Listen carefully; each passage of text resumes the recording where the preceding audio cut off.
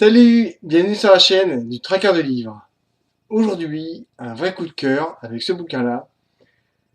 Black Coffee, Sophie Loubière, aux éditions Pocket. J'ai vraiment pris ce bouquin dans la tête. J'avais découvert Sophie Loubière préalablement dans un autre bouquin, L'enfant au caillou, qui se trouve là. J'avais trouvé ce roman très bon. Et quand j'ai vu celui-là, je me suis dit, pourquoi pas. Le quatrième de couverture m'a l'air plutôt intéressant. Pas simple à faire, mais intéressant. Donc, je me suis lancé. Et là, j'ai pris un train. Un vrai coup de cœur pour un auteur que je trouve brillant. Une femme qui a une écriture très juste, très fluide, très nerveuse en même temps, qui vous maintient en haleine. Elle construit son histoire d'une manière brillante, avec des personnages très attachants qui se complètent parfaitement. Et là, en plus, on se retrouve vraiment dans une histoire franco-américaine absolument incroyable. Et ça vous laisse complètement exsangue à la fin, essoufflé. C'est un très très bon roman coup de cœur. Juillet 1966, à Narcissa, en Oklahoma. Au détour d'une petite route perdue dans la campagne américaine, un homme s'approche. La chaleur est écrasante. La Ford Mustang s'arrête à quelques pas de la maison. Le chien aboie, mais quelqu'un l'a attaché. L'homme se glisse dans la maison et tue. Ce sera son premier massacre. Il manque un peu d'expérience. Il est gravement blessé. Juillet 2007, Grand Canyon, Arizona. Lola et Pierre et leurs deux enfants, Annette et Gaston, font la route 66. Ils remontent une partie historique des États-Unis. Seulement, le voyage s'arrête brutalement. Pierre Lombard, le mari de Lola, entre dans une laverie automatique et disparaît. La police trouve les images de caméra où l'on voit Pierre retirer de l'argent au distributeur. Il paraît calme. Après plusieurs jours d'incertitude, Lola et les enfants rentrent en France, meurtris. Un coup de fil de Pierre à Lola. Un dialogue étrange.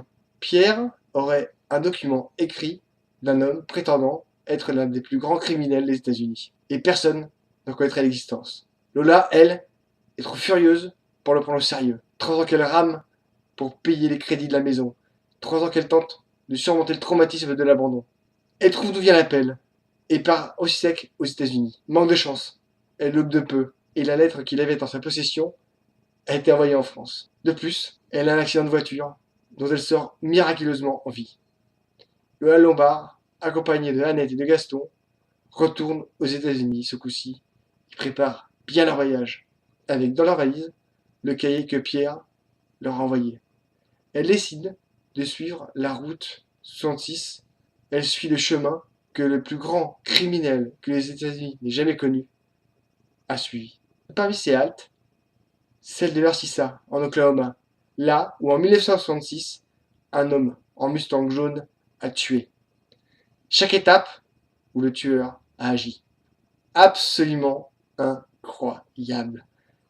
En même temps que l'on suit cette route 66 avec tous ces paysages que j'ai en mémoire, moi, à travers les séries, les films, les documentaires, que je connais la route 66 et ces paysages gigantesques. Là, Sophie Loubière, elle se sert de tout ce qu'elle peut, que ce soit des paysages, que ce soit la culture américaine, et elle jette cette française avec ses deux enfants, avec sa culture française, dans cette folle course à la recherche en même temps de son mari parce que elle est complètement coincée avec ses deux enfants. Tant que son mari n'est pas ou l'éclair est mort ou elle signe des papiers, elle se retrouve complètement coincée.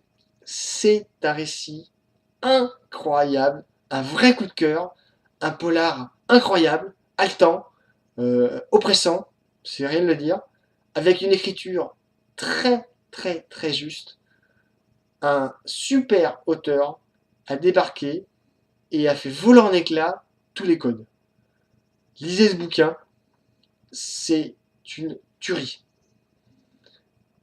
Donc si vous avez aimé, likez, commentez, partagez, abonnez-vous, mangez des chouquettes, posez les questions que vous voulez poser, j'y répondrai que ce soit sur Facebook, YouTube ou Instagram.